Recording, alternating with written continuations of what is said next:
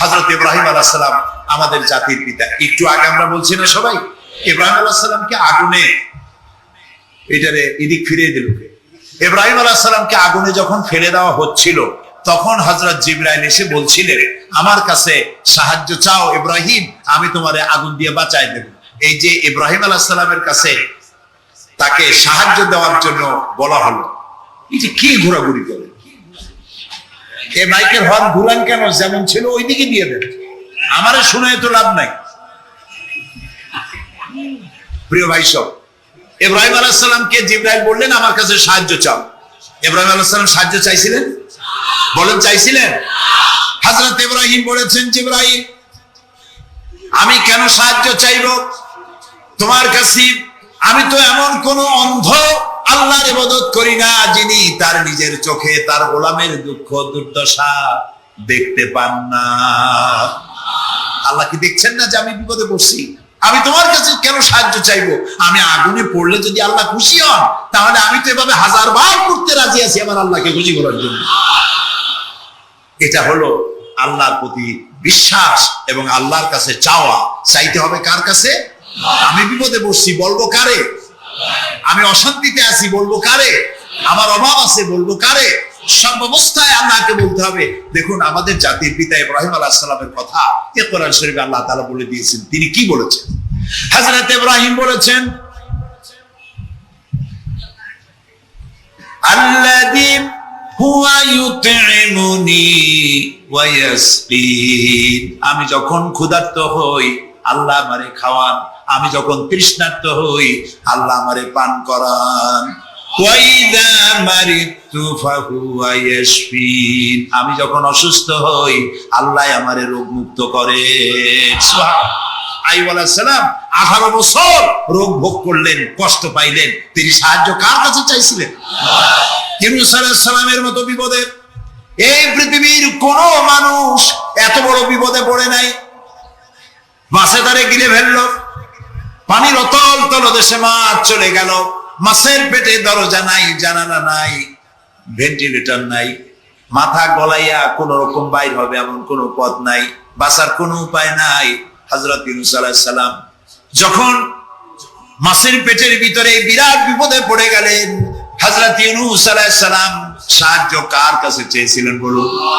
তিনি বললেন, আল্লাহ তাআলা তার ঘটনা কোরআন শরীফের মধ্যে এভাবে বর্ণনা করেছেন, ওয়াযান্নুন ইয যাহাবা মুগাদিবান ফাযান্না আন লান নাকদিরা আলাইহি ফানাদা ফি যুলুমাতি আন লা ইলাহা ইল্লা আনতা সুবহানাকা ইন্নী কুনতু মিনাজ জালিমিন। আল্লাহ শোনাচ্ছেন, ও পৃথিবীর মানুষেরা শোনো, ইউনূসকে যখন মাছে গিলে ফেললো, সে তখন ত্রিবিধ ফানাদা ফি যুলুমাত, জমায় কাসির, ত্রিবিধ অন্ধকারের ভেতর থেকে তিনি চিৎকার মারলেন। রাতের অন্ধকার, মাছের পেটের অন্ধকার, পানির অন্ধকার, এই ত্রিবিধ অন্ধকারের মধ্য থেকে ইউনূস আলাইহিস সালাম চিৎকার মারলেন, লা ইলাহা ইল্লা আনতা। আয় আল্লাহ, তুমি ছাড়া কোনো ইলাহা নাই, সুবহানাকা, আমি তোমার প্রশংসা করছি। আয় আল্লাহ তাআলা, আমি আমার নফসের উপরে জুলম করেছি, আমার উপরে আমি জুলম করেছি। আল্লাহ তাআলা এই চিৎকার শুনেছেন? হযরত ইউনূস আলাইহিস সালাম মাছের পেটের ভিতরে বসে যেই চিৎকার মেরেছিলেন কেউ শুনতে পায় নাই। পানির ভিতরে কেউ শোনে নাই, জমিনে কেউ শোনে নাই, অন্তরিক্ষেও কেউ শুনতে পায় নাই। আল্লাহ রাব্বুল আলামিন বলেন, আমি আরশের মালিক, ইউনূসের চিৎকার আমি শুনেছি। শুধু শুনি নাই, জবাবও দিয়ে দিয়েছি। ফাস্তাজাবনা লাহু ওয়া নাজ্জাইনাহু মিনাল গাম্মি ওয়া কাযালিকা নুনজিল মুমিনিন। আমি ইউনূসের ডাকের সাড়া দিয়া দিলাম, বিপদ থেকে বাঁচায় দিলাম। মাছের পেটের ভিতরে যন্ত্রণা শুরু হয়ে গেল, মাছ দেখলো বমি না করলে আর বাঁচবো না এমন অবস্থা মাছের হয়ে গেল। মাছ পেটের ব্যথার জ্বালায় বেশি উঠলো, কেনারায় চলে গেল। ইউনূস আলাইহিস সালামকে ববি করে ফেলে দিল, মাছও বাঁচত, ইউনূস আলাইহিস সালাম বাঁচলেন।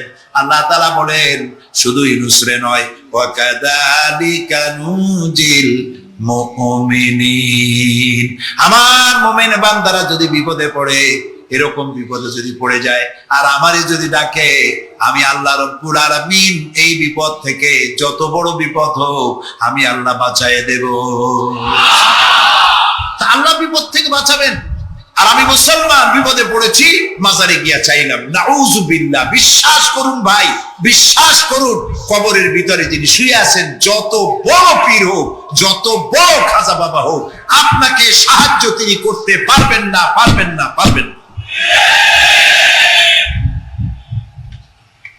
একটু কমন সেন্সের কাছে অ্যাপিল করি, সাধারণ বিবেকের কাছে আপনাদের, যারা এই যে দেখুন হযরত শাহজালাল রাহমাতুল্লাহ আলাইহি সিলেটে শুয়ে আছেন, বলুন তো তার মাতৃভাষা কি? আরবি। তিনি ইয়েমেন থেকে এসেছেন। বাগেরহাটে শুয়ে আছেন হযরতে খান জাহান আলী রাহমাতুল্লাহ আলাইহি, তার মাতৃভাষা ছিল আরবি। হযরতে খাজা মঈনুদ্দিন চিশতি রাহমাতুল্লাহ আলাইহি শুয়ে আছেন আজমিরে, তার মাতৃভাষা আরবি। আমরা বাংলাদেশ থেকে, এই দেশ থেকে কোন লোক গেল সিলেটে, গেল বাগেরহাটে অথবা বাগদাদে চলে গেল, এইসব বড় বড় আল্লাহর ওলিদের মাজারে গিয়ে বাংলা ভাষায় বলল, বাবা আমি তো বিপদে পড়ে আসছি, নির্বাচনে দাঁড়াইছি, আমি যেন জিততে পারি। অথবা দেখেন না, মাজার দিয়ে শুরু করে সবাই। অথবা যাই বললো যে আমার বিয়ে করেছি 15 বছর, বাচ্চা হয় না, আমার একটা বাচ্চা। অথবা মামলায় পড়েছি, আমার একটু জিতায় দাও, ব্যবসা করি এত টাকা লস দিতে দিতে শেষ হয়ে গেছি। বাবা আপনি বললেন কোন ভাষায়? শাহজালাল খুব বুঝলেন, বড় পীর সাহেব খুব বুঝছেন। তাহলে আপনার 1 নম্বর ফায়ার মিস হয়ে গেল, মিস ফায়ার। আচ্ছা, 2 নম্বর কথা হলো, যার কাছে আপনি চাইলেন তিনি ওখানে ঘুমন্ত আছেন না চেতনা আছেন, এ ব্যাপারে আপনার কোনো গ্যারান্টি আছে, নিশ্চয়তা আছে? আপনি যখন দোয়া করতেছিলেন তখন উনি চেতনা না ঘুমে? যদি ঘুমায় থাকেন তাহলে 2 নম্বর মিস ফায়ার। আপনি যা চিল্লাইলেন উনি কিছুই শুনলো না। 3 নম্বরে, কবরে যে শাহজালাল রাহমাতুল্লাহ আলাইহি অথবা মঈনুদ্দিন চিশতি রাহমাতুল্লাহ আলাইহি, আল্লাহর ওলিরা, যত বড় বড় ওলি আল্লাহ আছেন, যার কাছে আপনি বিশ্বাস করেন ওলি হিসেবে, উনি যে কবরে আছেন তার নিশ্চয়তা কোথায়? কবরে তো নাও থাকতে পারে, কারণ আল্লাহ তাআলার 2টা জায়গা আছে করা। বিদেহী আত্মা, এই দেহ থেকে আত্মা যখন সরে যায়, আল্লাহ যখন নিয়ে যান, দেহটার তো কোনো দাম নাই, এটা হচ্ছে নশ্বর, আত্মা হচ্ছে অবিনশ্বর। এই দেহটা মাটির সাথে পচে যাবে, গলে যাবে, কোরআন শরীফে বহুবার বলা হয়েছে। তো আল্লাহ তাআলার 2টা মেহমানখানা আছে, একটা হলো সিজ্জিন আর একটা নাম বলেন ইল্লিন। 2টা মেহমানখানা। যেমন এই পৃথিবীতেও মেহমানখানা 2 রকম হয়। সরকারের 2 রকম মেহমানখানা। চোর, ডাকাত, খুনি, বদমাশ, এগুলি যদি গ্রেফতার হয় তাহলে ওরা খাবে কি? ওদের তো শ্বশুর বাড়ি দিয়ে অথবা বাপের বাড়ি দিয়ে ভাত খাবার দেওয়া হবে না, গভর্নমেন্টের মেহমান হয়ে গেছে। কাজী এদের জন্য মেহমানখানা গভর্নমেন্টের একটা আছে, সরকারি মেহমানখানা। ওইটা কোনটা কোন তো? ও, তাও আপনারা চেনেন। আরেকটা মেহমানখানা হচ্ছে ভিআইপিদের জন্য, যারা ভেরি ইম্পর্টেন্ট পার্সন অথবা ভেরি ভেরি ইম্পর্টেন্ট পার্সন, যারা তাদের জন্য, অর্থাৎ প্রেসিডেন্ট, প্রধানমন্ত্রী, মন্ত্রী, এমপি, সচিব, ওনারা যখন বাংলাদেশের কোন জায়গায় বেড়াতে যান তখন সরকারি মেহমানখানা ওনাদের জন্য থাকে। ওইটার নাম কি? সার্কিট হাউস, ডাক বাংলা ইত্যাদি, রেস্ট হাউস, এগুলি তার জন্য থাকে। তো পৃথিবীর মানুষের জন্য শ্রেণীভেদে যদি এ ধরনের মেহমানখানা থাকে, তো যারা নাকি দুনিয়া থেকে মারা যাবে ওদের জন্য আল্লাহর মেহমানখানা থাকতে নাই? আছে, এবং সেটা আগেই বলেছি। যারা জাহান্নামে যাবে ওদেরকে রাখা হবে সিজ্জিন নামক একটা মেহমানখানা আছে, ওখানে তারা থাকবে। আর যাদেরকে আল্লাহ জান্নাতে নেবেন, তো বিচারের আগে তো জান্নাতে নেবেন না, তাদেরকে ইল্লিন নামক সার্কিট হাউস জাতীয়, এই জাতীয় একটা ভালো জায়গায় আল্লাহ তাআলা তাদের রাখবেন। তাহলে আপনি যে কবরের কাছে যায় চাইলেন, হয় ঘুমায় আছে, আপনার ভাষা বুঝলো না, আর কবরে থাকলেও ঘুমে আছে নাকি তাও আপনি জানেন না, আর কবরে নাই এটাও হতে পারে যে আল্লাহ তাআলা অন্য কোথাও তাকে নিয়ে রেখেছেন। কাজেই 3টা জিনিসই, আপনার পথের ভাড়া নষ্ট, পরিশ্রম নষ্ট, আর 3টা ফায়ার করেছিলেন, 3টা ফায়ার মিস হয়ে গেল। তাহলে হবে এমন সত্তার কাছে কোন পীর নয়, বুজুর্গ নয়, খাজা বাবা নয়, চাইতে হবে এমন সত্তার কাছে যিনি কখনো ঘুমান না, যিনি বাংলাও বোঝেন, ইংরেজিও বোঝেন, আরবিও বোঝে, উর্দুও বোঝে, সকল ভাষা যিনি সৃষ্টি করেছেন, সেরকম কেউ কি আছেন? আছেন? কি নাম তা? এক আঙ্গুল আকাশের দিকে উঁচু করে বলেন, নাম কি? আরো জোরে বলেন, আবারও বলেন সুবহানাল্লাহ, আলহামদুলিল্লাহ বলেন। এই জন্য নবী করিম সাল্লাল্লাহু আলাইহি ওয়াসাল্লাম বলেছেন, ওয়াইজা সাআলতা ফাসআলিল্লাহ, কিছু বলতে হলে আল্লাহরে বলো, ওয়াইজা ইসতাআনতা, সুয়াল করলে আল্লাহরে বলো, ওয়াইজা ইসতাআনতা ফাসতাইন বিল্লাহ। আর যদি সাহায্যের প্রয়োজন হয় কোনো ব্যাপারে, যে কোনো ব্যাপারে সাহায্যের প্রয়োজন, আল্লাহর কাছে চাও। আমাদের অবস্থা হলো এই যে ইমাম তো দুর্বল, বিপদে পড়লেই দৌড় দেয় মাজারের দিকে। মুসলমানের সম্পর্ক মাজারের সাথে হবে না, সম্পর্ক হবে মসজিদের সাথে। আল্লাহর নবী যখনই বিপদে পড়তেন, মুসিবতে পড়ে যেতেন, সঙ্গে সঙ্গে উযু করে মসজিদে নববীর ভিতরে প্রবেশ করতেন, 2 রাকাত কাজায়ে হাজাতের নামাজ পড়তেন, আল্লাহর দরবারে হাত তুলতেন, চোখের পানি ছেড়ে দিতেন, আল্লাহ রাব্বুল আলামিনের দরবারে মোনাজাত কবুল হয়ে যেত। নবীজি আমাদেরকে উপদেশ দিয়েছেন, বিপদে যদি পড়ো, মুসিবতে যদি পড়ে যাও, উযু করো, মসজিদের ভিতরে ঢুকে যাও, কাজায়ে হাজাতের নামাজ পড়ো, আর সেজদায় পড়ে চোখের পানি দিয়া, গাল ভিজানো নয়, চোখের পানি দিয়া যায় নামাজ ভিজিয়ে দাও, আর আল্লাহর কাছে প্রার্থনা করো, কাঁদতে থাকো রব্বুল আলামিন। আল্লাহর নবী বলেছেন, বান্দা যদি গুনাহ মাফির জন্য গুনাহ করেছে, লজ্জায় অনুতপ্ত হয়ে অনুশোচনা করে বান্দা যখন কাঁদতে থাকে, চোখের পানি নাকের অর্ধেক আসতে না আসতে আল্লাহ রব্বুল আলামিন বান্দারে মাফ করে দেন। বিশেষ করে বুড়া মানুষ, আমাদের মধ্যে 2 শ্রেণীর লোক আছে, যুবক আর বৃদ্ধ। মাহফিল গুলিতে আল্লাহর মেহেরবানি যুবকেরা অনেক বেশি আসে, আলহামদুলিল্লাহ বলুন। এরকম আসতে করলেন কেন? আপনি তাকায় দেখেন, ডানে বায় তাকান, ডানে বায় তাকান, দাড়ি পাকা কয়জন আছে দেখেন।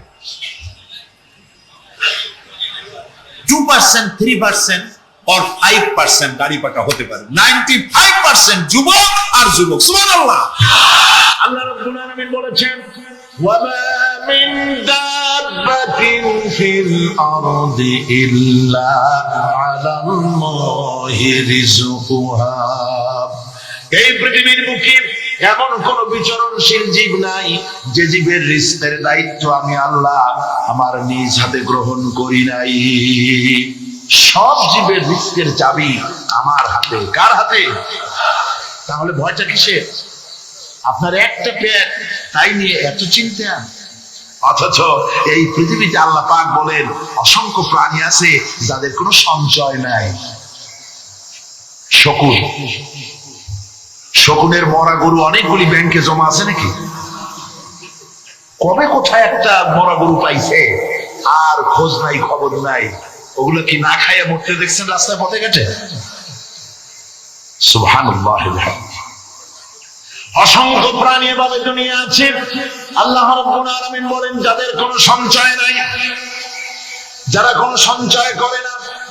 এ ধরনের সাপগুলি, শিয়ালগুলি, বাঘগুলি, পাখিগুলি, জলচর প্রাণী, স্থলচর প্রাণী, আর অন্তরিক্ষে মহাশূন্যে উড়ে বেড়ায় যে সব প্রাণী, এ ধরনের শত সহস্র কোটি কোটি প্রাণী, তারা সকাল বেলায় খালি পেট নিয়ে বেরিয়ে যায়। খালি পেট নিয়ে সকাল বেলায় বেরিয়ে গেল, আবার সন্ধ্যায় যখন বাসায় ফেরে সমস্ত প্রাণীগুলির পেট আল্লাহ রাব্বুল আলামিন ভরে দেন। সুবহানাল্লাহ। একটা প্রাণীও খালি পেটে বাড়ি ফেরে না। সুবহানাল্লাহ, সুবহানাল্লাহ। অথচ তাদের কিন্তু জন্ম নিয়ন্ত্রণের ব্যবস্থাও নাই।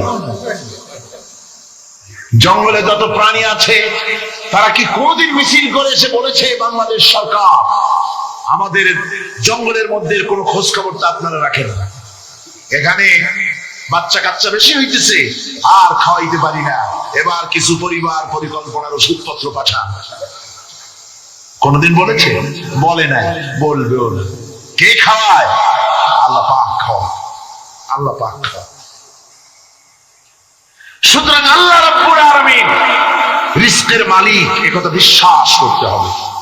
সেই বিশ্বাসের অর্থ এই নয় যে আপনি চুপ করে বসে থাকবেন আর ফেরেশতারা রান্না করে আপনারে রূপসার নামাজ খাওয়াই দিয়ে যাবে, এরকম না। বিশ্বাস করতে হবে, কাজ করতে হবে, এর ফলে আল্লাহ রাব্বুল আলামিন রিজকের ব্যবস্থা করবেন। ঈমান আনার পর প্রথম যে কোয়ালিটিটা হবে, সেই কোয়ালিটি হচ্ছে পার্সোনালিটি, আত্মসম্ভ্রম, আত্মমর্যাদা। দুনিয়ায় কারোর সামনে মাথা সে নত করবে না, মাথা নত করবে কেবলমাত্র আল্লাহর কাছে। সে বিশ্বাস করবে খাইরিহি ওয়া শাররিহি মিনাল্লাহি তাআলা, ভালো মন্দ সব কার কাছ থেকে হয়? আল্লাহর কাছ থেকে হয়। সে কিছুতেই বিশ্বাস করবে না যে কোন মাজারের কাছে গেলে, কবরের কাছে গেলে আমার তকদির পাল্টে যাবে, কোন মোমেন তা বিশ্বাস করবে না। কথা বুঝতে পেরেছেন? ভালো করার মন্দ করার সত্য মালিক আল্লাহ সুবহানাহু ওয়া তাআলা। এরপরে 2 নম্বরের যে কোয়ালিটি সৃষ্টি হবে মুমিনের মধ্যে ঈমান আনার পর, সে গুণটা হচ্ছে সে বিনয়ী হবে। বিনয়, বিনম্রতা আর এক বৈশিষ্ট্য। বিনয় এবং বিনম্রতার বৈশিষ্ট্য হবে।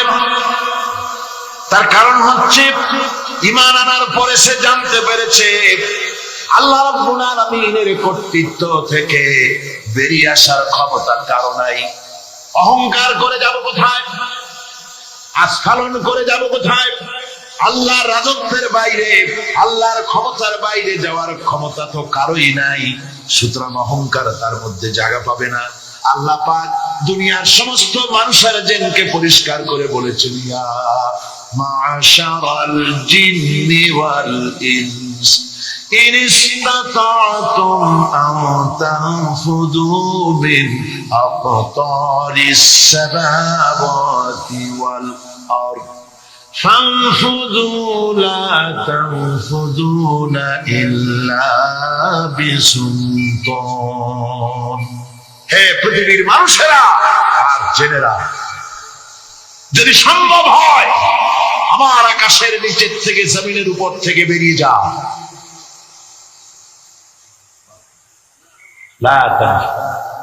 বেরিয়ে যেতে পারবে না। আমি আকাশ এবং জমিন থেকে যদি সম্ভব করতে পারো বেরিয়ে যা। আর যদি কোনো আকাশ থাকে তার নিচে যা, আর যদি কোনো জমিন থাকে তার উপরে যাও। এমন দেশ যদি পাও যেখানে আমার আলো ছাড়া কোনো আলো আছে, আমার বাতাস ছাড়া কোনো বাতাস আছে, আমার চাঁদ সূর্য ছাড়া কোনো চাঁদ সূর্য আছে, যাও সেটা। আল্লাহ রাব্বুল আলামিন বলেন নাই এরকম যাওয়ার কোনো উপায় নাই। আমি আল্লাহ রাব্বুল আলামিন আকাশ আর জমিন দিয়ে প্যাকেট করে রেখেছি, আটকায় রেখেছি। আমার রাজত্ব থেকে, আমার ক্ষমতা থেকে, আমার কর্তৃত্ব থেকে বেরিয়ে যাওয়ার ক্ষমতা কোন মানুষের নাই, কোন জিনের নাই, কোন প্রাণীর নাই। সুবহানাল্লাহ। মানুষ হচ্ছে অহংকার কিসের হবে? তোমরা হচ্ছ ফকির। আল্লাহ পাক বলছেন ওয়াল্লাহুল গনিয়্যু ওয়া আনতুমুল ফুকারা। আল্লাহ হচ্ছেন গনি। আল্লাহ কি? গনি, বেনিয়াস, বেপরোয়া। ফাআলুন লিমা ইউরিদ, যা খুশি তাই করেন, কারো মুখাপেক্ষী নন। কোরআনে কারীমে রব্বুল আলামিন বলেছেন, নবী আপনি আমার ব্যাপারে, আমার গুণাবলীর ব্যাপারে বলুন। কুল হুয়াল্লাহু আহাদ। পড়েন সবাই। কুল হুয়াল্লাহু আহাদ আল্লাহুস সামাদ লাম ইয়ালিদ ওয়া লাম ইউলাদ ওয়া লাম ইয়াকুল লাহু কুফুয়ান আহাদ। আল্লাহ পাক বলেন, বান্দারে ও আমার নবী আপনি বলুন, আল্লাহ পাক এক এবং একক, তিনি নিরঙ্কুশ, তিনি বেনিয়াস, তিনি কারো মুখাপেক্ষী নন, তিনি কাউকে জন্ম দেন নাই, তাকেও কেউ জন্ম দেয়নি। আকাশ এবং জমিনে আল্লাহর সমকক্ষ কেউ নাই। তোমরা হচ্ছ ফকির আর আমি আল্লাহ হচ্ছে বেনিয়াস। লিল্লাহি মা ফিস সামাওয়াতি ওয়া মা ফিল আরদ। আকাশে যা আছে, জমিনে যা আছে, সব আল্লাহ, সব কার? আল্লাহ পাকের। সুতরাং কিসের অহংকার, কিসের মাতবাড়ি? মানুষ পেছনের কথা ভুলে যায়, মোটেই চিন্তা করে না। একটু আগে যারা ক্ষমতায় ছিল, আজকে তারা ক্ষমতা হারা। আজকে যারা ক্ষমতায় এলো, তারা আবার ক্ষমতা মসনদে বসে দুনিয়ার সব বিপদ আপদ ভুলে যায়। কি করে আরো বেশি লুটপাট করা যায়, আরো বেশি মানুষকে শোষণ করা যায়, মানুষ এই চিন্তাই করে। অহংকারে, ক্ষমতার দর্পে ফেটে পড়ে, চিন্তা করে না পেছনের কথা। আল্লাহ রাব্বুল আলামিন বলেন, যারা নাকি মুমিন বান্দাদের বিনয় এবং বিনম্রতা তাদের মধ্যে সৃষ্টি হয়ে যাবে, তার কারণ হলো আল্লাহ পাক বলেছেন, ওয়ালা তামশি ফিল আরদি মারহান ইন্নাকা লান তাখরিকাল আরদা ওয়া লান তাবলুগাল জিবালা তুলা। ওয়ালা তামশি ফিল আরদি মারহান, আমার জমিনের উপরে অহংকার করে পা ফেলো না। তুমি কি পারবে অহংকার করে আমার জমিনটাকে বাটাই দিতে? এমন টিউমার করে দিবেন, মগজের মধ্যে এমন ক্যান্সার করে দেবেন, হার্টের ভিতরে এমন ক্যান্সার লাগাই দিবেন, 14 গোষ্ঠী বিক্রি করলে ঔষধের পয়সা হবে না। পারবে কিনা আল্লাহ করে? জোরে বলবেন পারবেন কিনা? এমন বহুত অসুখ আছে, ডাক্তাররা বোঝেই না ঔষধ দেবে কি রোগ, ডাক্তাররাই বোঝেন। এগুলি ইংল্যান্ড এবং আমেরিকায় যখন যাই, সেখানে বহুত লোক দোয়া নিতে আসে, কয় যে হুজুর দোয়া করেন, দীর্ঘদিন পর্যন্ত রোগে ভুগতেছে। কি রোগ? অমুক রোগ। তাই এখানে এত মডার্ন মেডিকেল সায়েন্স এত উন্নত হয়েছে, ডাক্তাররা কি কয়? ডাক্তাররা ব্লাড, স্টুল, ইউরিন, কুশিশুদ্ধা টেস্ট করিয়া কয় যে বুঝি না কি হয়েছে। সুতরাং মুমিন বান্দা যারা আল্লাহর দ্বীনকে কবুল করবে, কালেমা পড়বে, তার অন্যতম একটি কোয়ালিটি হচ্ছে সে বিনয়ী, বিনম্র হবে। সুবহানাল্লাহ। অহংকার তার মধ্যে জায়গা পাবে না। হাদিসে কুদসির ভিতরে এসেছে, আল্লাহ পাক বলেন, অহংকার হচ্ছে আমার ইজার, আমার চাদর স্বরূপ। যে ব্যক্তি অহংকার করে, সেজন্য আমি আল্লাহ চাদর নিয়ে টানাটানি করে। নাউযুবিল্লাহি মিন যালিক। এরপরে মুমিন ব্যক্তি কলেমা পড়ার পর, ঈমান আনার পরে যে কোয়ালিটি হওয়া উচিত, আল্লাহর পরে ঈমান আনলে পরে যে কোয়ালিটি হওয়া দরকার, সেটা হচ্ছে তার মধ্যে বীরত্ব এবং নির্ভীকতা আসবে। সে ব্যক্তি নির্ভীক হবে, মৃত্যুর ভয় পাবে না, মৃত্যুর ভয় পাবে না। তার কারণ হলো মুমিন ব্যক্তি ঈমান আনার পরে জানতে পেরেছে যে মৃত্যু থেকে পালাবার উপায় কোন প্রাণীর নাই। আছে নাকি? মৃত্যু থেকে পালানো যাবে? মৃত্যু থেকে পালানো যাবে না। মুমিন এই জন্য ভয় পাবে না। এই জন্য মুমিন জীবনে একবার মরে, মুমিন সবসময় বীর পুরুষ হয়। মুমিন কি হয়? আর মুনাফিক হয় কি? কাপুরুষ। মুমিন মরে জীবনে একবার, আর মুনাফিক মরে জীবনে কয়েকবার। সাইকেলের টায়ার বাস্ট হলে সিটেই পড়ে ভয় চলে, ট্রাকের টায়ার বাস্ট হলে তো হুঁশি থাকে না, আর কোথাও বোমা পড়লে এমনি তার রূহ উড়ে যায়। এই হলো দুর্বল ঈমানের লক্ষণ, মুনাফিক। আর মুমিন ব্যক্তি এগুলি ভয় পায়। তার কারণ হচ্ছে কোরআনে কারীম বলেছে, কুল ইন্নাল মাউতাল্লাযী তাফিরুনা মিনহু ফাইন্নাহু মুলাকীকুম। বলো, মৃত্যুর থেকে পালাবার কোন উপায় নাই। যেখানে যাও না কেন, মৃত্যু তোমাকে ধরবেই। তোমাকে যেখানে যাও, তুমি মৃত্যু তোমাকে খুঁজে বের করবেই। মরণ থেকে পালাও তুমি, মরণ তোমায় লইবি ঘিরি। যদিও সুদূর আকাশ পানে, লুকাও সেথায় লাগিয়ে সিঁড়ি। এ মহারোগের চিকিৎসক নাই, নাই সে ঔষধ জগতে। খুঁজিয়া কাতর হইলে কি হবে, পারিবে না তারে ফিরাতে। যেখানেই যাও, পালাবার উপায় নাই, মৃত্যু তোমাকে ধরবেই।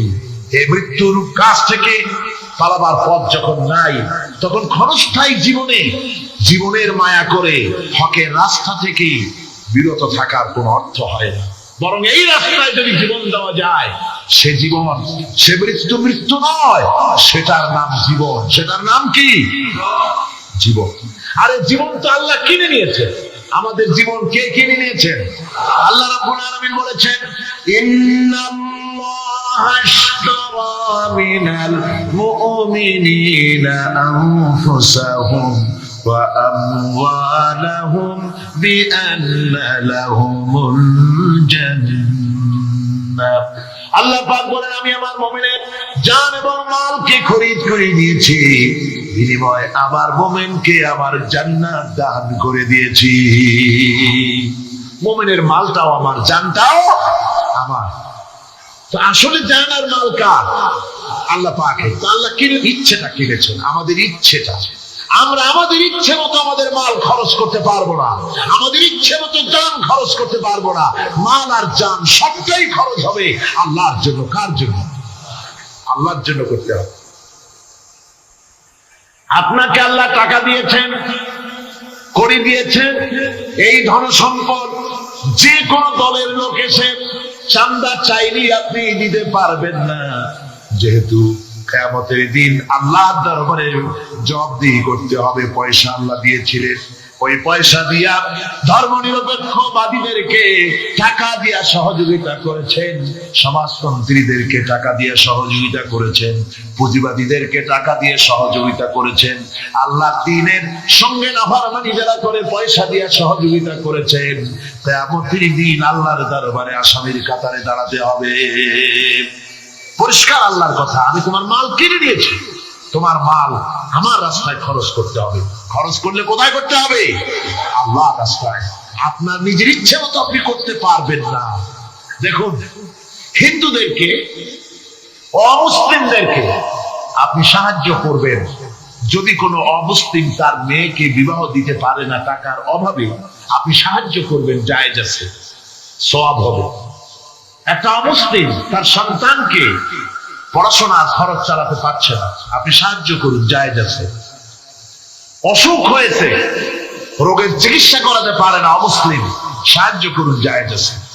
কিন্তু অমুসলিম পূজা করবে, পয়সা দিয়ে মণ্ডপ বানাতে পারে না, বলির পাঠা কিনতে পারছে না পয়সার অভাবে, সেখানে মুসলমানের সাহায্য করা জায়েজ আছে? একটা ফুটা পয়সাও সেখানে সাহায্য করা মুসলমানদের জন্য হারাম। এরকম সাহায্য করা কি জন্য হারাম? তার কারণ আপনি পয়সা দিয়ে আল্লাহর সাথে শিরক করা সুযোগ করে দিচ্ছেন।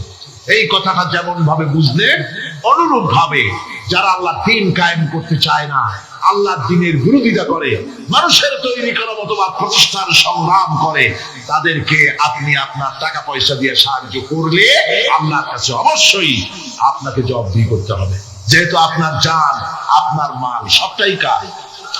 আল্লাহ রাব্বুল আলামিনের জন্য শিখিয়ে দিয়েছেন, বলো قل إن صلاتي ونسكي ومحياي ومماتي لله رب العالمين। পড়েন সবাই আমার সাথে, إن صلاتي ونسكي ومحياي ومماتي لله رب العالمين।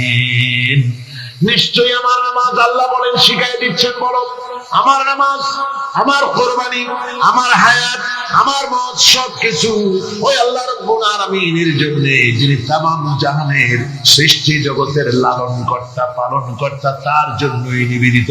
সুতরাং আপনার ইচ্ছে মতো জান মাল খরচ করতে পারবেন না, খরচ করতে হবে আল্লাহর পথে। বুকের মধ্যে যে জানটা আছে, জান আপনার, কিন্তু আপনি কি আত্মহত্যা করতে পারবেন? আত্মহত্যা করলে কি হয়? কবিরা গুনাহ। কি হবে? কবিরা গুনাহ। কিয়ামতের শাস্তি কি? জাহান্নাম। কোথায় যেতে হবে? জাহান্নাম। যদিও জানটা আপনার মধ্যে আপনার, কিন্তু এটা আল্লাহ আপনার কাছে আমানত রেখেছেন। এই জান আপনি যেখানে সেখানে খরচ করতে পারবেন না। আপনার এই জানটা নিয়ে মানুষের তৈরি করা মতবাদের আন্দোলনে সংগ্রাম করে জানকে ক্ষতিগ্রস্ত করতে পারবেন না, ওই রাস্তায় মরবেন তো জাহান্নামে যেতে হবে। এই রাস্তায় আপনার জীবন দিতে বলা হয়নি। আপনার জান আর মাল সবটা খরচ করতে হবে আল্লাহ রাব্বুল আলামিনের জন্য, যেহেতু আমাদের জান মালের বিনিময়ে আল্লাহ রাব্বুল আলামিন আমাদেরকে জান্নাতের ওয়াদা করেছেন। মুমিন ব্যক্তির এই কোয়ালিটি হবে। মুমিন ব্যক্তি, সে ব্যক্তি তার মনের মধ্যে এই চিন্তা হবে, কেউ আমাকে ক্ষতি করতে পারবে না, আমাকে কেউ মারতে পারবে না। ওয়ামা হুম বিদাররিনা বিহি মিন আহাদিন ইল্লা বিইذনিল্লাহ। আল্লাহর বিনা হুকুমে আমার এক গাছা পশমও কেউ বাঁকা করতে পারবে না। এটাই মুমিনের ঈমান হওয়া উচিত। শুধু তাই নয়, মুমিনের কলিজার ভিতরে এ ধরনের সাহস থাকবে, বিশ্বাস থাকবে। ওয়ামা কানা লিনাফসিন আন তামুতা ইল্লা বিইذনিল্লাহি কিতাবাম মুআজ্জালা। কোন প্রাণী তার নির্ধারিত সময়ের আগে কেউ তাকে মারতে পারবে না। আল্লাহ পাক যে সময় নির্ধারণ করেছেন, ওই নির্ধারিত সময়ের আগে কারো মৌত হবে না। নির্ধারিত সময়ের আগে কারো মৌত হবে না। কোরআনে কারীমে ভিন্ন জায়গায় আল্লাহ বলেন, কুল লাউ কুনতুম ফি বুয়ুতিকুম লাবারাযাল্লাযীনা কুতিবা আলাইহিমুল কাতলু ইলা মাদাজিহিম। আল্লাহ পাক বলেন, নবী বলুন, ভাগ্যে যদি নিহত হওয়া থাকে, ভাগ্যে যদি নিহত হওয়া থাকে, সে যদি তার নিজের বিছানায় থাকে, ওই বিছানা থেকে তাকে বেরিয়ে যেতে হবে, মৃত্যুর জায়গায় তাকে পৌঁছে যেতে হবে। কেউ রক্ষা করতে পারবে না। মৌত যখন আসবে অবশ্যই মৃত্যুর কাছে তাকে যেতেই হবে। আমার বন্ধু, মনে পড়ছে সেই দার্শনিক। আমার বন্ধুগণ, এরপরে মুমিনদের ভিতরে আরেকটা জিনিস হবে, সেটা হচ্ছে মুমিন কখনো হতাশ হবে না, নিরাশায় তার মন ভেঙে যাবে না। হতাশা মুমিনের কলিজাকে কখনো ছোট করে দিবে না, আন্দোলন থেকে তাকে বিরত রাখবে না। অন্ধকার দেখবে, চতুর্দিকে অন্ধকার মেঘাচ্ছন্ন, চতুর্দিক থেকে মেঘ জমে আসতেছে, মনে হবে যেন আর ফজর হবে না। কিন্তু একটু পরে দেখা যাবে এই মেঘের ঘনঘটা দূর হয়ে গিয়ে সকালবেলায় আকাশে আবারও সূর্য উদিত হয়েছে, ঠিক না? সুতরাং মুমিনের হতাশ হওয়ার কোনো কারণ নাই। হতাশ হয় কারা? কোরআনে কারীমের মধ্যে বলা হয়েছে, ওয়ামান ইয়াকুনাতু মির রাহমাতি রাব্বিহি ইল্লা দাল্লুন। কেবলমাত্র পথভ্রষ্ট লোকেরাই, কেবলমাত্র গোমরাহ লোকেরাই তারাই নিরাশ হয়, হতাশ হয়। ঈমানদার লোক কখনো হতাশ হয় না। তার ঈমানে, তার আশায় বুক বেঁধে সাহসের সঞ্চার করে দেয়। কারণ সে তো জানে, আল্লাযী খালাকানি ফাহুয়া ইয়াহদিন। আল্লাহ আমাকে সৃষ্টি করেছেন, আমার হেদায়েত তিনি দিয়েছেন, পথও তিনি দেখিয়েছেন। আল্লাযী হুয়া ইউতঈমুনি ওয়া ইয়াসকিন। আমি যখন ক্ষুধার্ত হই, ওই আল্লাহই আমাকে খাওয়ান। আমি যখন তৃষ্ণার্ত হই, তখন আল্লাহই আমাকে পান করান। ওয়া ইযা মারিদতু ফাহুয়া ইয়াশফিন। আর যখন আমি অসুস্থ হই, ওই আল্লাহই আমাকে রোগ মুক্ত করেন। সুবহানাল্লাহ। দেখেন, হযরত আইয়ুব আলাইহিস সালাম সব কোরআনের মধ্যে আছে, আল্লাহ পাক সব বলে দিয়েছে। আমাদের মধ্যে অনেকের রোগ হলে ওই যে এত নামাজ রোজা করি আর রোগে আমারই পাইল, বলে না এরকম? নামাজ রোজা করি, দান সদকা করি, হজ করি, আর আমারই রোগটা পাইল, এই রোগ সারেই না। আশ্চর্য কথা, রোগ দিয়ে আল্লাহ মানুষের ঈমান পরীক্ষা করেন। ধৈর্য ধরতে হবে। হযরত আইয়ুব আলাইহিস সালামের রোগ হলো 18টি বছর পর্যন্ত রোগে ভুগলেন। 18 বছর শরীর পচে যেতে লাগলো, বিবি বাল বাচ্চা সব তার কাছ থেকে ছড়ে গেল। গ্রামের লোকেরা তাকে তাড়ায় দিল, জঙ্গলের ভিতরে তিনি কাটাতে লাগলেন। এরপরে তিনি কষ্টে অস্থির হয়ে গেলেন, কোন শেকায়েত আল্লাহর দরবারে তোলেন নাই। বলেছেন, আয় আল্লাহ পাক, আমি দারুণ ভাবে রোগগ্রস্ত হয়ে পড়েছি, আর তুমি রহমান রহিম। হযরতে আইয়ুব আলাইহিস সালাম 18টি বছর রোগ ভোগ করার পর যখন তিনি লক্ষ্য করলেন শুধু শরীরের ভিতরেই পোকা না, এবার পোকা জিহ্বার মধ্যে শুরু হয়ে গেছে, জিহ্বায় পোকা ধরেছে, গায়ের গোশতে পোকা, পুষ পোকা, পচে পচে শরীর পড়তেছে, জিহ্বার মধ্যেও পোকা হয়ে গেছে। হযরত আইয়ুব আলাইহিস সালাম এবার আল্লাহর দরবারে হাত তুলে বলেন, রব্বুল আলামিন, এতদিন কোনো কথা বলি নাই, 18টি বছর পর্যন্ত হাসি মুখে আমি সহ্য করে চলছি, তুমি রোগ দিয়েছো বলার আমার কিছুই নাই, কিন্তু এবার অবশ্যই শিকায়েত করব, যেহেতু আমার জিহ্বায় পোকা ধরেছে, মাবুদ আমার জিহ্বায় পোকা দিও না, আমার জিহ্বায় যদি পোকা হয়ে যায় তাহলে তোমার মতো আল্লাহর জিকির আমি কি দিয়া করব? আল্লাহ জিহ্বাটা সুস্থ রাখো যাতে করে তোমার জিকির করতে পারি। সুবহানাল্লাহ। আমার আল্লাহ রাব্বুল আলামিন পরিষ্কার করে কোরআনে কারীমের মধ্যে বলে দিলেন, আমি আইয়ুব আলাইহিস সালামের আইয়ুবের রোগ মুক্ত করে দিলাম এবং তার হারানো সব সম্পদ আমি তাকে দান করে দিলাম। মুমিন বান্দা যারা, তারা রোগে শোকে ভাবে কাতর হবে না, নিরাশ হবে না, মনে করবে আল্লাহ রাব্বুল আলামিন আমাকে পরীক্ষা করছেন, এরপরে নিয়ামত আসবে, হতাশা তাকে পেয়ে বসবে না। দেখেন ইউসুফ আলাইহিস সালাম তাকে কুয়ার মধ্যে ফেলে দিল, কারা?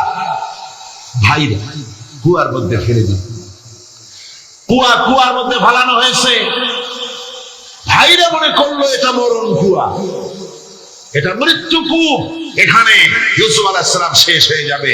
কিন্তু ওই 11 ভাইরা জানতো না এটা মৃত্যু কুয়া নয়, এটা হচ্ছে একদিকে কুয়ার মুখ আর একদিকে মিশরের সিংহাসন। এটা কেনানের কুয়ার মধ্য থেকে ইউসুফ আলাইহিস সালাম ঢুকলেন, এটা একটা কানের সুড়ঙ্গ পথ, কুয়ার এক মাথা দিয়ে ঢুকলেন, আর এক মাথা দিয়ে মিশরের সিংহাসন দখল করলেন। সুবহানাল্লাহ। আল্লাহ কোথা থেকে কোথায় নিয়ে গেলেন। হযরতে ইয়াকুব আলাইহিস সালাম সন্তানের শোকে অস্থির হয়ে গেলেন, সন্তানের শোকে অস্থির হয়ে গেলেন, কিন্তু তিনি নিরাশ হন নাই, হতাশ হন নাই, তিনি বলেছেন, ফাসাবরুন জামিল আসাল্লাহু আইয়াতিয়ানি বিহিম জামিআন ইন্নাহু হুয়াল আলিমুল হাকীম। ফাসাবরুন জামিল, আমি উত্তম ধৈর্য ধারণ করব এবং আমি আশা করি অতি শীঘ্র আল্লাহ রাব্বুল আলামিন আমার যা আমি হারিয়েছি আমাকে আল্লাহ পাক মিলাই দিবেন। সুবহানাল্লাহ। আর আল্লাহ পাক হযরত ইয়াকুব আলাইহিস সালামের কাছে হযরত ইউসুফকে মিলাই দিলেন। সুবহানাল্লাহ। সুতরাং মুমিন ব্যক্তি কখনো নিরাশ হবে না, হতাশা নিরাশায় তার মন ভেঙে দেবে না। দেখা যাচ্ছে ইসলামী আন্দোলন আর বুঝি রইল না, বুঝি শেষ হয়ে গেল। চতুর্দিক থেকে বন্য হায়নারা অস্ত্র নিয়ে, বিদেশি টাকা নিয়ে, সম্পদ নিয়ে চতুর্দিক থেকে হামলা শুরু করেছে, আর বাঁচার পথ নাই। ইসলামী আন্দোলন বুঝি শেষ না। মুমিন যারা, তারা হতাশায় ভোগে না। কি বলেন? হতাশায় ভোগে? মোটেই হতাশায় ভোগে না। তারা মনে করে নিশ্চয়ই এর ভেতরে রয়েছে কল্যাণ। এর মধ্যে কি রয়েছে? আমরা দেখতে পাই হযরত ইউনূস আলাইহিস সালাম মাছে তারে গিলে ফেলে দিল, হতাশায় তিনি হার্ট ফেল করেন নাই। মাছের পেটের মধ্যে যদি কেউ চলে যায়, বেরিয়ে যাওয়ার জন্য কোনো ব্যাকডোর আছে নাকি? কোন পালাবার কোন রাস্তা আছে? মাছের পেটের জানালা দরজা আছে কিছু? কিছুই নেই।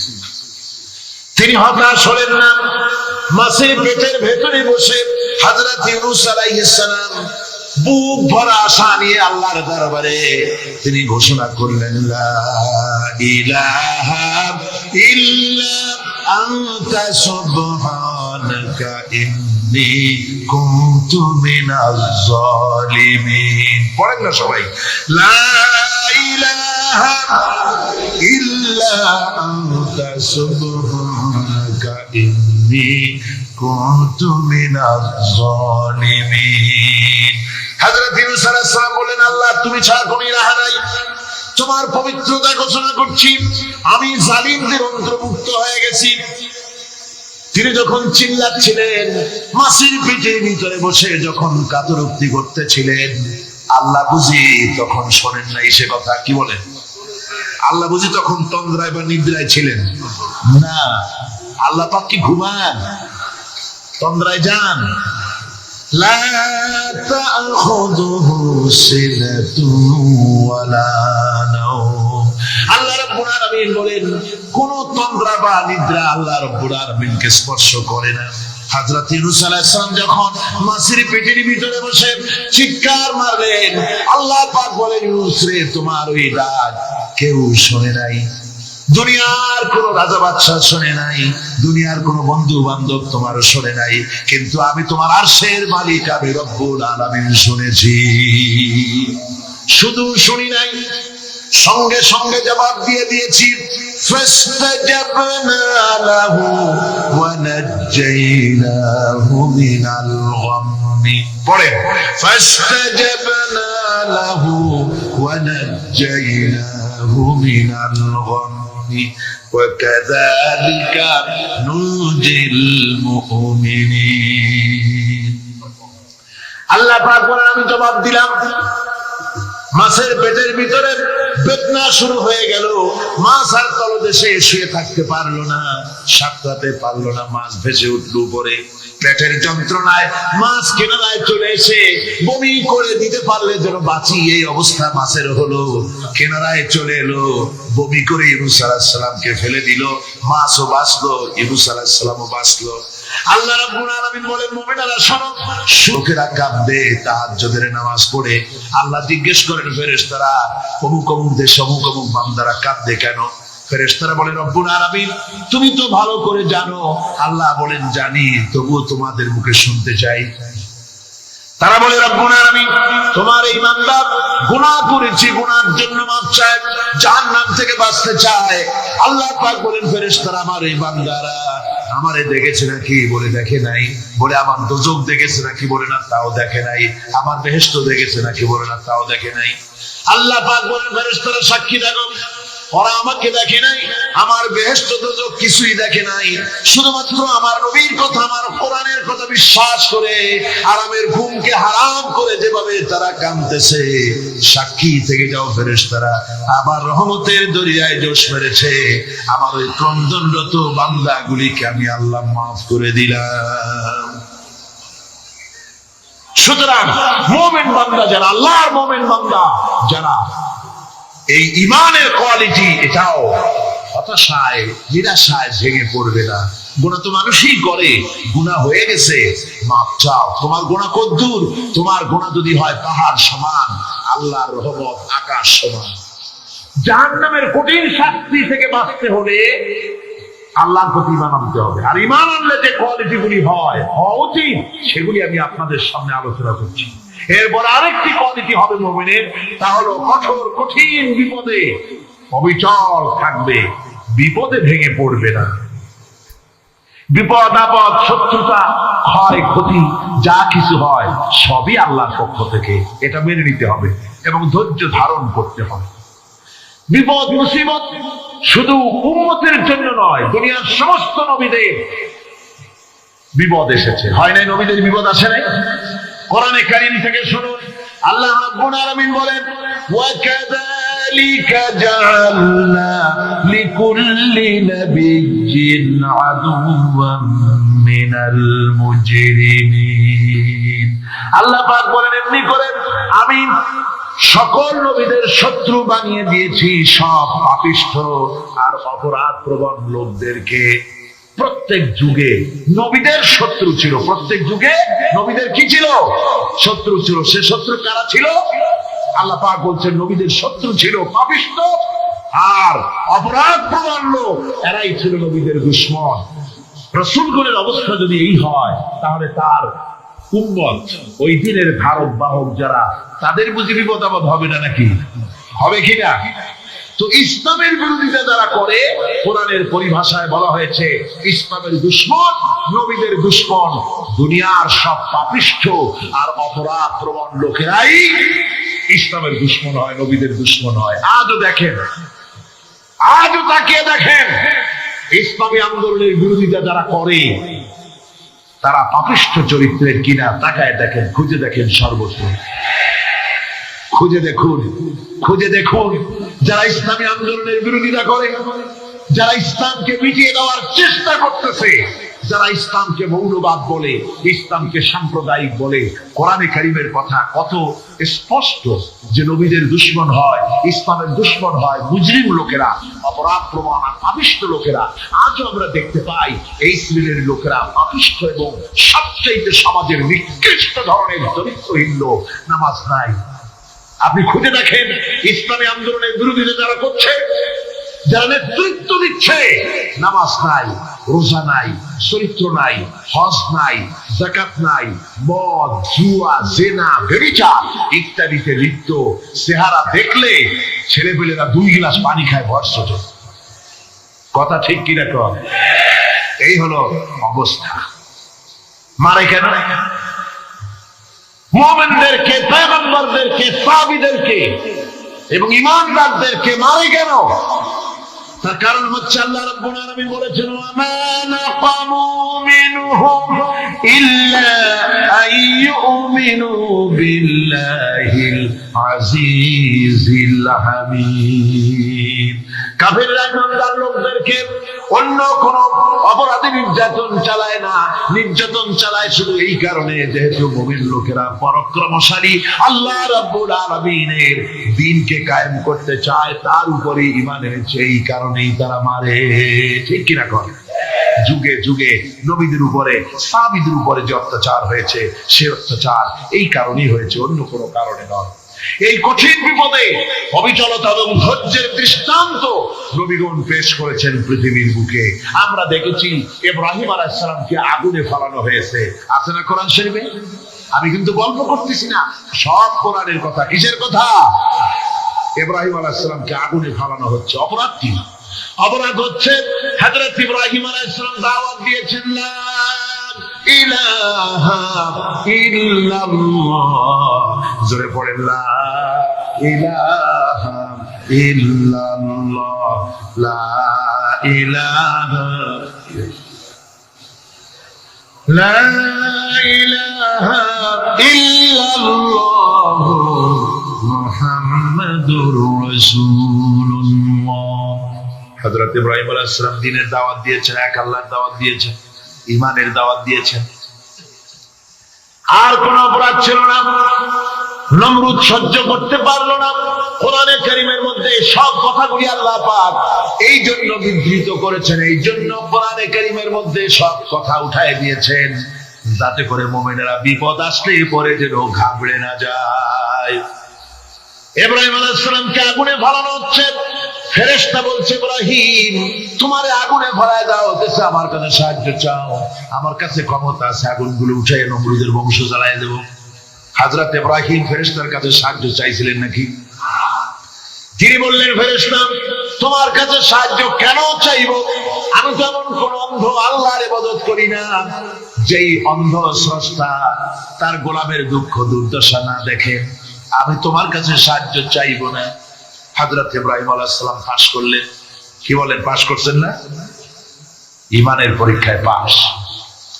আগুনের মধ্যে হযরত ইব্রাহিমকে যখন ফেলানো হচ্ছে, রব্বুল আলামিন আগুনের প্রতি নোটিশ করে দিলেন, ইয়া নারু কুনি বারদাও ওয়া সালামান আলা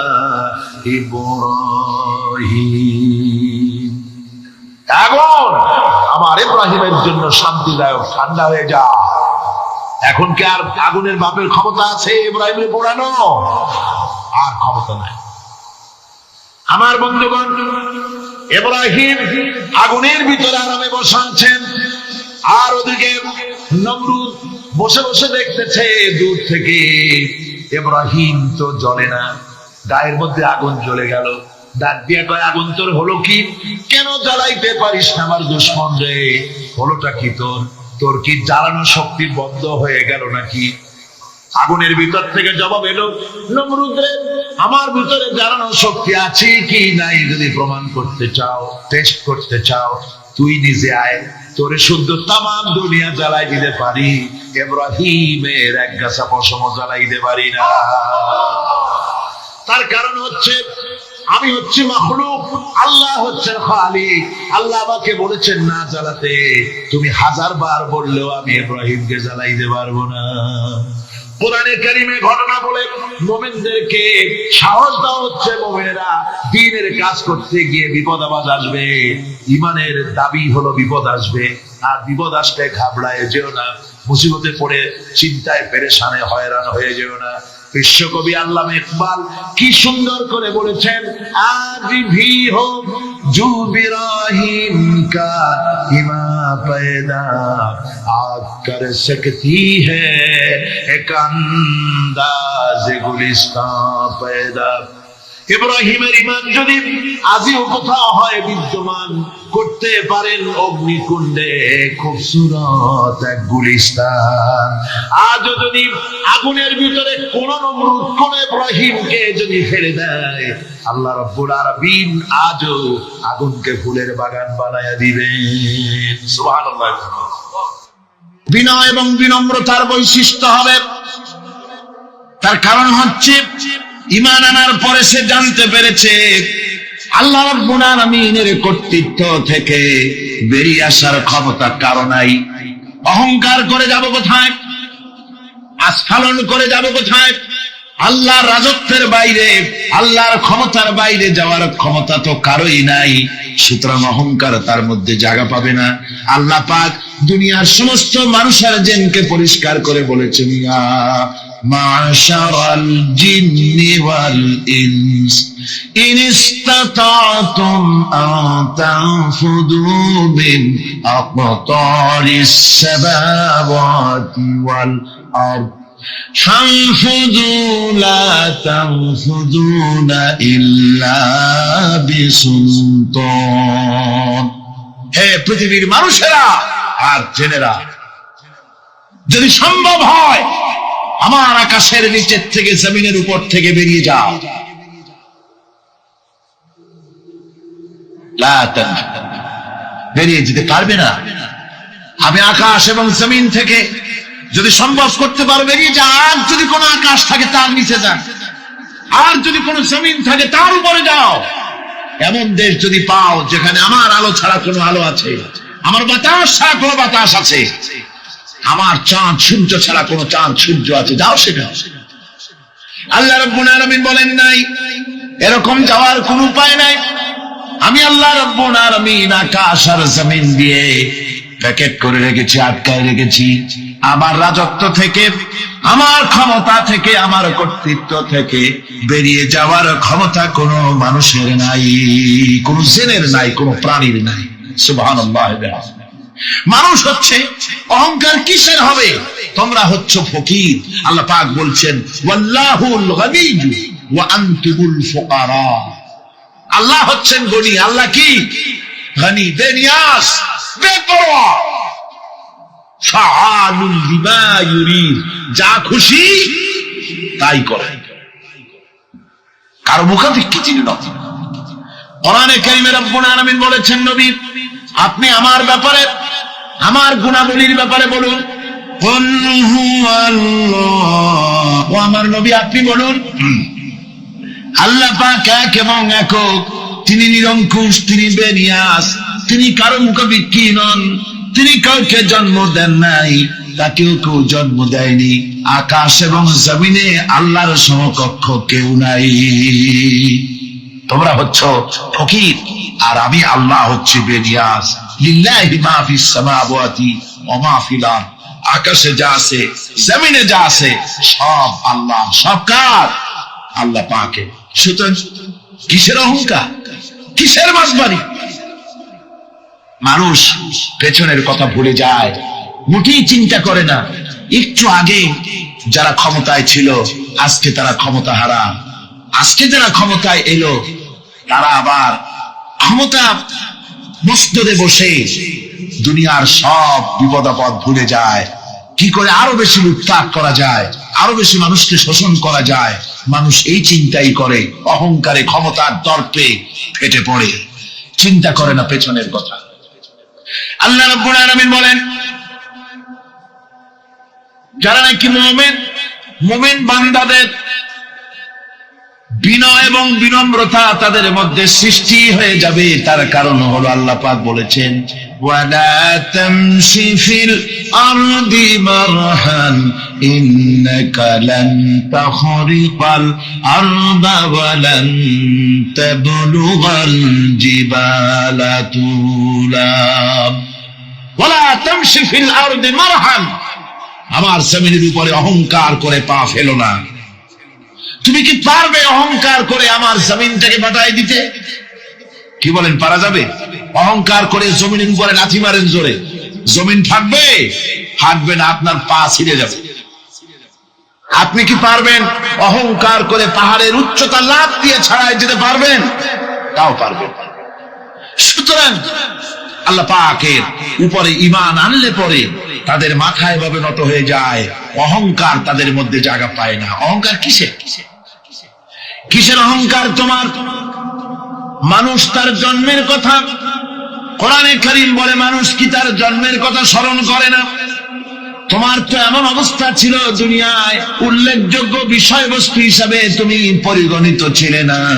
তুমি হচ্ছ, তোমার জন্মের উৎস কথা হচ্ছে এক ফোঁটা নাপাক পানি, এমন নাপাক পানি যা শরীর থেকে নির্গত হলে পরে গোসল করা ওয়াজিব হয়ে যায়। এমন এক ফোঁটা নাপাক পানি যার জন্মের উৎস, তার আবার অহংকার কিসের?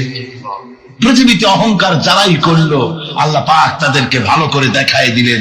নমরুদকে দেখাইছেন, ফেরাউনকে দেখাইছেন, যুগের ছোট ছোট নমরুদ ফেরাউন যেখানে যেখানে খুঁজে খুঁজে ফেরাউন হয়েছে, আল্লাহ সকলকেই দেখিয়ে দিয়েছেন, দেন নাই? দেখিয়ে দিয়েছে। সুতরাং মাথা নিচু করে চলতে হবে, বিদ্যার বড়াই করা চলবে না। কত লেখাপড়া করেছো তুমি? এমএ পাস করেছো, তাতে কি হয়েছে? সবে মাত্র বর্ণবোধ পড়েছো, জ্ঞানের রাজ্যে পা ঢুকিয়েছো, এখনো কিছু শেখনি। টাইটেল পাস করেছো, তো কি হয়েছে? কদ্দুর শিখেছো? নিউটনের মতো মানুষ মৃত্যুর সময় বললেন, জ্ঞান সমুদ্রের বেলাভূমিতে দাঁড়িয়ে সামান্য বালু কণা নিয়ে নাড়াচাড়া করলাম, অথই সমুদ্রের কিছুই দেখতে পারলাম না। শেখ সাদি রহমতুল্লাহ আলাইহি ইন্তেকালের সময় বলেছেন, মালুম শোধ কি হিচ মালুম না শোধ, সারা জীবন সাধনা করে বুঝিলাম ইহা, যে কিছুই বুঝিলাম না। এগুলি হচ্ছে জ্ঞানীদের কথা। আর কোন রকম ইউনিভার্সিটির বারান্দা দিয়ে 3-4 দিন হাঁটছে, কয় যে সব বুঝি। কি বুঝছো? কয় দেয়ার ইজ নো গড। স্রষ্টা বলতে কেউ নেই। পাগল কি আর গাছে ধরে মিয়া? সুতরাং বিদ্যার বড়াই চলবে না, স্বাস্থ্যের বড়াই চলবে না, অর্থের বড়াই চলবে না। অর্থের বড়াই করবে, কত অর্থ তোমার হয়েছে?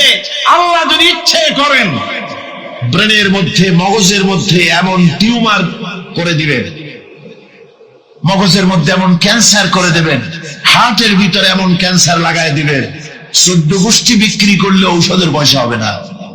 পারবে কিনা আল্লাহ কন? জোরে বলবেন, পারবেন কিনা? এমন বহুত অসুখ আছে, ডাক্তাররা বোঝেই না ঔষধ দেবে কি। হযরত ইউনূস আলাইহিস সালাম মাছে তারে গিলে ফেলে দিল, হতাশায় তিনি হার্ট ফেল করেন নাই। মাছের পেটের মধ্যে যদি কেউ চলে যায়, বেরিয়ে যাওয়ার জন্য কোন ব্যাকডোর আছে নাকি? কন পালাবার কোন রাস্তা আছে? মাছের পেটের জানালা দরজা আছে কিছু? কিছুই নেই। তিনি হতাশ হলেন না, মাছের পেটের ভেতরে বসে হযরত ইউনূস আলাইহিস সালাম বুক ভরা আশা নিয়ে আল্লাহর দরবারে তিনি ঘোষণা করলেন, লা ইলাহা ইল্লা আনতা সুবহানাকা ইন্নী কুনতু মিনাজ জালিমিন। পড়েন না সবাই, লা ইলাহা ইল্লা আনতা সুবহানাকা ইন্নী কুনতু মিনাজ জালিমিন। হযরত ইউনূস আলাইহিস সালাম বললেন, আল্লাহ তুমি ছাড়া কোনো ইলাহ নাই, তোমার পবিত্রতা ঘোষণা করছি, আমি জালিমদের অন্তর্ভুক্ত হয়ে গেছি। তিনি যখন চিল্লাচ্ছিলেন, মাসির পেটের ভিতরে বসে যখন কাতরোক্তি করতেছিলেন, আল্লাহ বুঝি তখন শোনেন নাই সে কথা, কি বলেন? আল্লাহ বুঝি তখন তন্দ্রায় বা নিদ্রায় ছিলেন না। আল্লাহ পাক কি ঘুমান? তন্দ্রায় যান? লা তাখুযুহু সিনাতুন ওয়ালা নাওম। আল্লাহ রাব্বুল আলামিন বলেন কোন তন্দ্রা বা নিদ্রা আল্লাহ রাব্বুল আলামিনকে স্পর্শ করে না। হযরত ইউনূস আলাইহিস সালাম যখন মাছের পেটের ভিতরে বসে চিৎকার মারলেন, আল্লাহ পাক বলেন, ইউনূস রে, তোমার ওই ডাক কেউ শোনে নাই। দুনিয়ার কোন রাজা বাদশাহ শোনে নাই, দুনিয়ার কোন বন্ধু বান্ধব তোমারও শোনে নাই, কিন্তু আমি তোমার আরশের মালিক, আমি রব্বুল আলামিন শুনেছি। শুধু শুনি নাই, সঙ্গে সঙ্গে জবাব দিয়ে দিয়েছি। ফাস্তাজাবনা লাহু ওয়া নাজ্জাইনাহু মিনাল গাম্মি। পড়েন, ফাস্তাজাবনা লাহু ওয়া নাজ্জাইনাহু মিনাল গাম্মি ওয়া কাযালিকা নুজিল মুমিনিন। আল্লাহ পাক বলেন, আমি জবাব দিলাম। মাছের পেটের ভিতরে বেদনা শুরু হয়ে গেল। মাছ আর তলদেশে শুয়ে থাকতে পারলো না, সাঁতরাতে পারলো না, মাছ ভেসে উঠল উপরে। পেটের যন্ত্রণায় মাছ কিনারায় চলে এসে বমি করে দিতে পারলে যেন বাঁচি, এই অবস্থা মাছের হলো। কিনারায় চলে এলো, বমি করে ইউনূস আলাইহিস সালামকে ফেলে দিল। মাছও বাঁচলো, ইউনূস আলাইহিস সালামও বাঁচলো। আল্লাহ রাব্বুল আলামিন বলেন, মুমিনেরা শোনো, শুধু ইউনূসকে নয়, ওয়া কাযালিকা নুজিল মুমিনিন। এইভাবে করে মুমিন বান্দারা যদি আমাকে ডাকে, আমার কাছে যদি হাত ফালায়, আমি আল্লাহ রাব্বুল আলামিন মুমিনদের এভাবে বিপদ মুক্ত করে দেই। আল্লাহ পাক বিপদ মুক্ত করে দেন। ওয়া ইয়াত্তাকিল্লাহ ইয়াজআল লাহু মাখরাজা। আল্লাহকে যে ভয় করে, আল্লাহ তার জন্য রাস্তা খুলে দেন। জোরে কোন সুবহানাল্লাহ। আল্লাহ পাক বলেন, বান্দা যখন আমাকে ডাকে, আমি বান্দার একদম নিকটে, তার ঘাড়ের চাইতেও নিকটে। ওয়া নাহানু আকরাবু ইলাইহি মিন হাবলিল ওয়ারিদ। আমি আমার বান্দার সারা যে রগের উপরে তার মাথা, এর থেকেও আমি আমার বান্দার বেশি নিকটে। সুবহানাল্লাহ পড়েন। আমি তোমার কাছে, আমার কাছে মাপ চাও, যত বড় গুনাহ হোক। ওয়াকালা রাব্বুকুম উদউনি আস্তাজিব লাকুম। তোমার প্রভু তোমাকে ডেকে বলেছে, আমাকে ডাকো, আমি মাফ করে দেবো। সুবহানাল্লাহ। কত বড় কথা, আমাকে ডাকো, নিরাশ হও না, হতাশ হও না। আল্লাহর গজব বেশি না রহমত বেশি? আল্লাহর রহমত বেশি। হাদিসে কুদসির ভিতরে এসেছে, আল্লাহ পাক বলেছেন, কোন বান্দা যদি আমার দিকে এক বিঘত অগ্রসর হয়, আমার রহমত তার দিকে এক হাত এগিয়ে যায়। কোন বান্দা যদি আমার দিকে হেঁটে আসে, আমার রহমত তার দিকে দৌড়ে যায়। বান্দা যখন আল্লাহর দরবারে দুয়া তুচ্ছ করে চোখের পানি ফেলে দেয়, মুসলিম শরীফের হাদিসের ভিতরে এসেছে, গভীর রাত্রে, রাতের তৃতীয় অংশে আল্লাহ রাব্বুল আলামিন প্রথম আকাশে আসেন আর দেখে বলেন, পৃথিবীতে আছো নাকি কেউ গুনাহ করে জীবন বরবাদ করে দিয়েছো, আমার কাছে মাফ চাও। ঋণগ্রস্ত আছো, অসুস্থ আছো, অপমানিত আছো, কে আছো মাজলুম, আমাকে ডাকো, আমার কাছে বলো, আমি ডাকে সাড়া দেব, জীবনের আশা পূরণ করে দেব। ওই সময় যেই সমস্ত লোকেরা কাঁদে তাহাজ্জুদের নামাজ পড়ে, আল্লাহ জিজ্ঞেস করেন ফেরেশতারা, অমুক অমুক দেশ অমুক অমুক বান্দারা কাঁদে কেন? ফেরেশতারা বলে, রব্বুল আলামিন তুমি তো ভালো করে জানো। আল্লাহ বলেন, জানি, তবুও তোমাদের মুখে শুনতে চাই। তারা বলে, রব্বুল আলামিন তোমার এই বান্দা গুনাহ করেছে, গুনাহর জন্য মাফ চায়, জাহান্নাম থেকে বাঁচতে চায়। আল্লাহ পাক বলেন, ফেরেশতারা আমার এই বান্দারা আমারে দেখেছে নাকি? বলে, দেখে নাই। বলে, আমার দোজখ দেখেছে নাকি? বলে, না, তাও দেখে নাই। আমার বেহেশত দেখেছে নাকি? বলে, না, তাও দেখে নাই।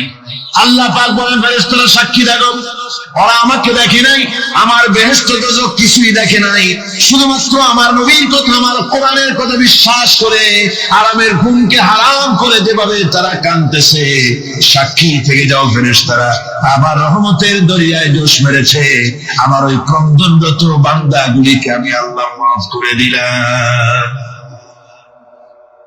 সুতরাং মুমিন বান্দা যারা, আল্লাহর মুমিন বান্দা যারা, এই ঈমানের কোয়ালিটি এটাও হতাশায় নিরাশায় ভেঙে পড়বে না। গুনাহ তো মানুষই করে, গুনাহ হয়ে গেছে, মাপ চাও। তোমার গুনাহ কদ্দুর? তোমার গুনাহ যদি হয় পাহাড় সমান, আল্লাহর রহমত আকাশ সমান। জাহান্নামের কঠিন শাস্তি থেকে বাঁচতে হলে আল্লাহর প্রতি ঈমান আনতে হবে। আর ঈমান আনলে যে কোয়ালিটি গুলি হওয়া উচিত, সেগুলি আমি আপনাদের সামনে আলোচনা করছি। এরপর আরেকটি কোয়ালিটি হবে মুমিনের, তা হলো কঠোর কঠিন বিপদে অবিচল থাকবে, বিপদে ভেঙে পড়বে না। বিপদ আপদ শত্রুতা হয় ক্ষতি যা কিছু হয় সবই আল্লাহর পক্ষ থেকে, এটা মেনে নিতে হবে এবং ধৈর্য ধারণ করতে হবে। বিপদ মুসিবত শুধু উম্মতের জন্য নয়, দুনিয়ার সমস্ত নবীদের বিপদ এসেছে, হয় নাই? নবীদের বিপদ আসে নাই?